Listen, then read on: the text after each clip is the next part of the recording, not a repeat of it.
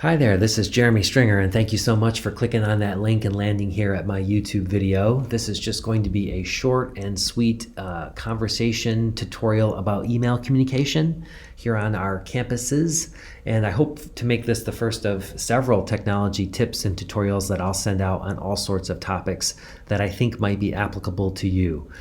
Today I want to talk about just briefly some best or better practices, and I put that in a question mark with a question mark there because I don't want to sound as though I have this all figured out, but I have used email platforms and communication tools a number of different organizations and including in the corporate world, and do have what I consider some better practices that I thought I could just introduce and that we can have a conversation around. Also, shamelessly, I need to figure out how to better manage my 269 messages that have come in over just the last few days. And I want to make it clear, I know that there are ways to do this by using things like rules in Microsoft Outlook. So you can talk about the tool that we're using for mail. In this case, right now, it's Microsoft Outlook.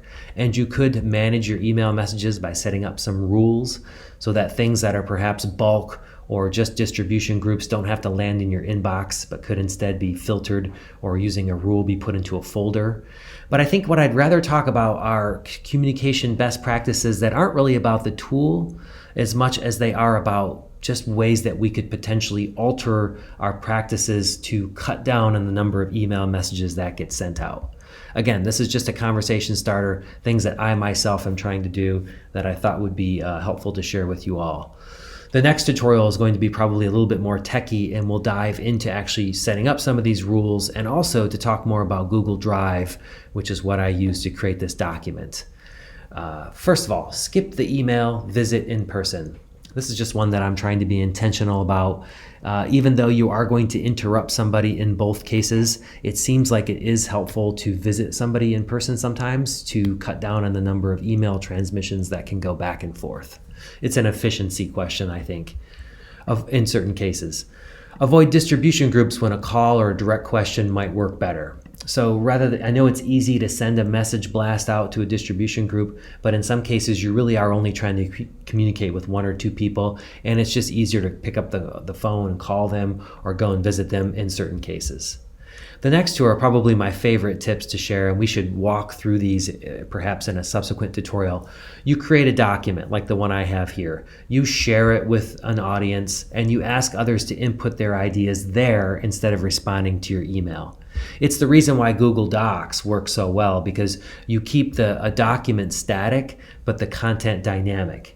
And that I can share a link with you over and over again and say, here's the announcements, here's the attendance doc, here's the information I wanted to share with you, here's some areas that you need to fill out for me. And that just cuts down on those messages flying back and forth when you have a static document. The next one is unsubscribing from distribution groups that may be sending you interruptions you don't need. I do this for my personal Gmail box all the time. If you're getting distribution group email, almost to the point of spam email from something that you unwittingly or knowingly signed up for, just unsubscribe from those. If you're on distribution groups here at work that at one point you needed but you don't any longer, put a help desk ticket in and we can remove you from those. This next one is not meant to be controversial. It's more of a conversation, but I have worked in environments that do dictate that email only be sent during business hours. This is to cut down on the number of notifications that we get even when we leave work. If it's on your phone or if your computer's dinging at you all the time, there is an idea that you could send email only during business hours and then save a draft of any communications you create after that time. Review your drafts in the morning and then send only those that need to go. Because in some studies they found that you can hammer out a bunch of email that you think is important and needs to be sent, but after a period of time in which you think about it, or maybe you even run into that person the next day, that is another message that could have been just held on to or didn't even really need to be sent, but could just be a conversation that takes place. The last one is my shameless plug for G Suite. G Suite is a communications platform that includes with Gmail something called Hangouts Chat.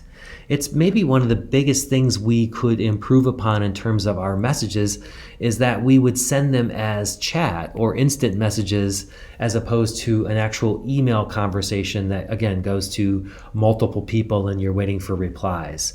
The problem with email is primarily a latency problem. When you send something off into the email ether, so to speak, you're not even aware sometimes of how soon that will be checked, and you might need a response much quicker. Something like Hangouts chat, which I'd love to showcase, and perhaps I'll do just that in subsequent tutorials, would allow us to drastically cut down on the number of emails we sent while getting information more efficiently from the person we're trying to converse with. And Hangouts chat does allow you to have a room where you can have, I think, up to like 800 people all at once. Obviously, we'd never have that many, but it's a better way of having many conversations that we have currently with email. So thank you so much. I'm going to end there because now it is feeling like I'm droning on a bit. Thanks for sticking with me. There'll be new tutorials coming out weekly, and this is Jeremy Stringer.